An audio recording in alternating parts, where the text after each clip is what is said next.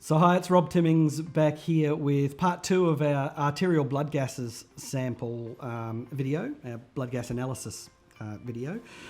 This particular part of the session is more practical. So this is about you looking at lots of different blood gas examples that I've got here on screen. And it's your opportunity to pause the video, try and work it out, and then play the video to see how you went, almost like a self-test type quiz. I also wanted to touch on compensation, the concept of compensation. This is the way that your kidneys will rescue you if you've got a respiratory issue, or your lungs will rescue you if you've got a metabolic issue. So let's talk about compensation as we go through. So compensation is the body's ability to be able to correct the blood gas. So as you're starting to fall into a respiratory acidosis or alkalosis, your kidneys come to the party and either retain or excrete bicarbonate to offset the change in the pH that's being caused by your CO2.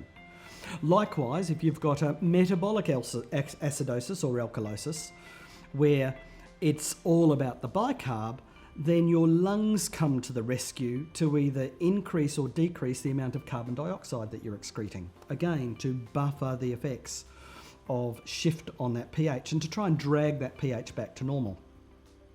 So in a state of respiratory acidosis, and you'll recall that respiratory acidosis is a low pH, high CO2. In a state of respiratory acidosis, the kidneys are going to come to the party and they're going to try and retain some of that some of that bicarbonate. They're going to try and retain some of that alkaline bicarbonate to try and drag that pH up from acidosis. Likewise, in respiratory alkalosis, when a person's blown off too much of their CO2, then what the kidneys are going to try and do is they're going to try and excrete more and more of that bicarb, again, to try and buffer or to balance that acid base. In metabolic acidosis and alkalosis, the converse is true. Respiratory rate will increase when somebody has got a metabolic acidosis. So if I've got something like ketoacidosis, or I've got lactic acidosis, any of those acidotic states metabolically, then what we're going to see our patient do is actually increase their respiratory rate to attempt to blow off more CO2. It's completely involuntary. It's an absolutely autonomic process. In fact, it was described by a fellow called Kussmaul, and you've probably heard of Kussmaul's breathing being a significant breathing pattern that we see in patients with severe head injuries, with any kind of a metabolic acidosis, with ketoacidosis. Our diabetic patients in DKA, they have that deep, rapid breathing, and we call that Kussmaul breathing.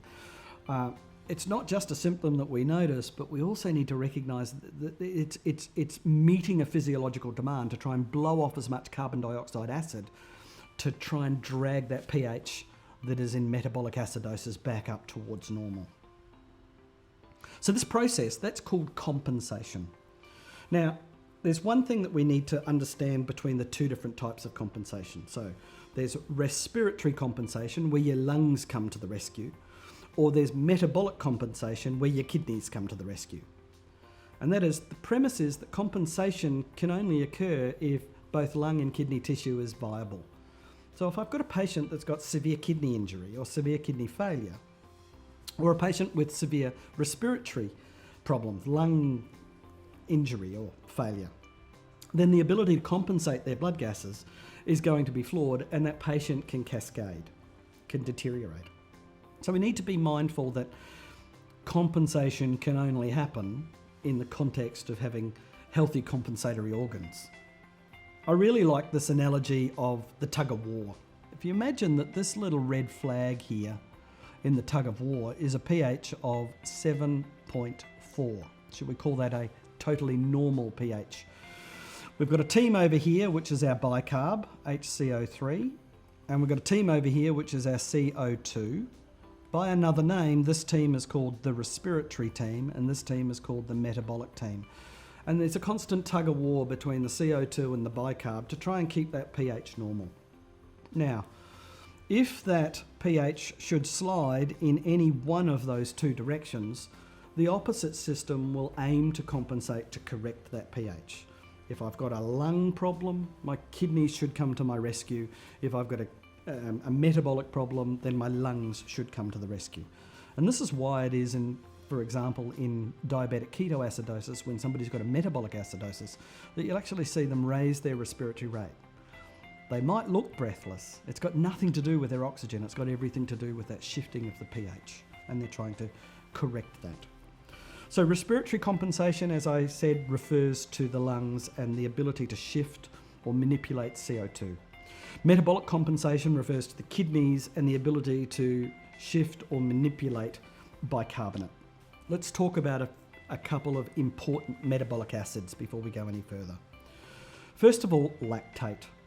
So we're going to go to the whiteboard here and look at where lactate comes from, where lactic acid comes from. First and foremost, let's understand that lactate in the blood normally sits between 0.5 to 1.0 millimoles.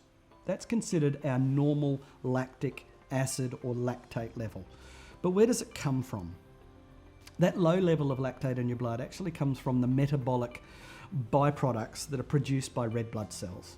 So as your 50 trillion red blood cells are floating around on the inside of your body, they are producing as a waste lactate, and that goes into your, that's obviously picked up in your bloodstream as a normal lactate level of 0.5 to 1. But where lactate comes from in a state of lactic acidosis, that really drills down on my cell's ability to utilize oxygen. Let's just recap a little bit of basic cellular physiology. So this is, it could be any cell in the body. Might be a heart cell, could be a liver cell, could be a kidney, it doesn't matter what it is. But this is a cell in the body. And the premise here is that all cells require oxygen and glucose to fuel, to be able to fuel themselves. Glucose is your dominant carbon that cells eat. Right? What do you eat to give your body energy is essentially carbon.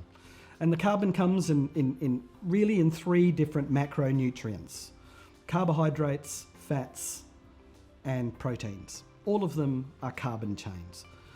The most efficient in terms of what yield can I get from a molecule of carbon, the most easy for your cells to break down is glucose. And this is why, despite the fact that fats have much higher calories than what carbohydrates do, glucose is easier to metabolize for cells. And for that reason, it's the preferred cellular fuel.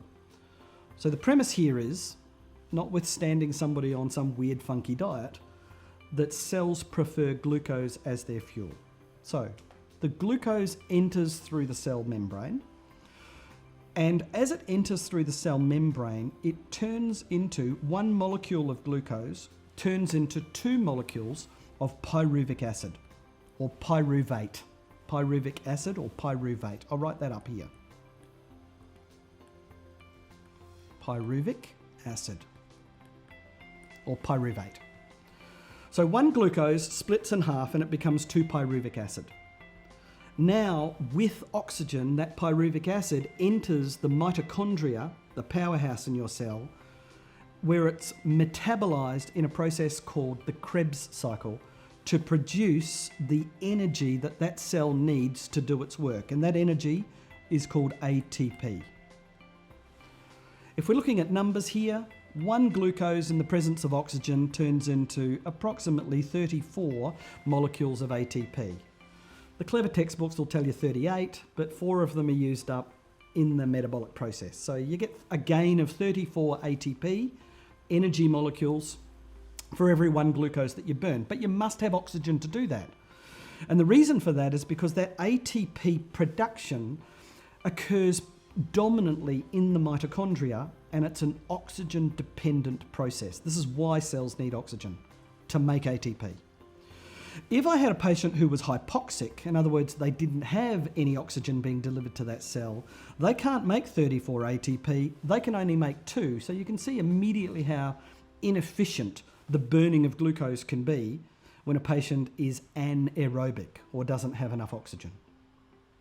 So, with the premise in mind that glucose goes in, splits to pyruvic acid, and then oxygen comes in and takes pyruvic acid into the mitochondria to fuel the Krebs cycle, to make all of that ATP that your cell needs to make enough energy to be able to do its job. In a patient who has a decrease in oxygen, shall we call that hypoxia, respiratory failure, or call it what it really is, shock, this pyruvic acid can't enter the mitochondria. The pyruvic acid, to go into the mitochondria, needs oxygen. If oxygen's not present because the patient's hypoxemic or hypoxic, that pyruvic acid accumulates in the cytoplasm of the cell. And as a result, that accumulation of pyruvic acid increases the acidity of the inside of the cell, intoxicating the cell with acid. As a compensation mechanism, what that cell's going to try and do is it's going to try and excrete some of that pyruvic acid. Remember, we've got a lot of pyruvic acid now accumulating inside our cell cytoplasm. Outside of that cell, we've got a very low concentration of pyruvic acid, and remember, substances will diffuse across a semi-permeable membrane based on their concentration. So if I've got a high concentration of pyruvic inside my cell and a low concentration of pyruvic outside my cell, pyruvic's going to diffuse out of the cell, and it does. And this is where the magic happens, because as pyruvic acid leaks out of your cells that are hypoxic, it converts into lactic acid, and it's then that lactic acid diffuses into the bloodstream through all the same principles of diffusion. High concentration of lactate in your extracellular water, low concentration of lactate, 0.5 to 1 millimole in your blood. High lactate in your cellular water substrate is going to leach or leak lactic acid into your bloodstream. And as those lactic acid molecules start to accumulate in your blood, because they are acidic, that's going to shift your pH into acidosis. This particular metabolic acidosis, therefore, would be called lactic acidosis. It's a real messy drawing, but understand that lactic acidosis is seen in our sickest of patients who are in shock, who have cellular hypoxia. They can't burn pyruvic acid, so they evict it. It converts to lactate in the extracellular water, enters the bloodstream, and causes a drop in pH. Metabolic acidosis, or most correctly, lactic acidosis. My Health PD, more than just CPD.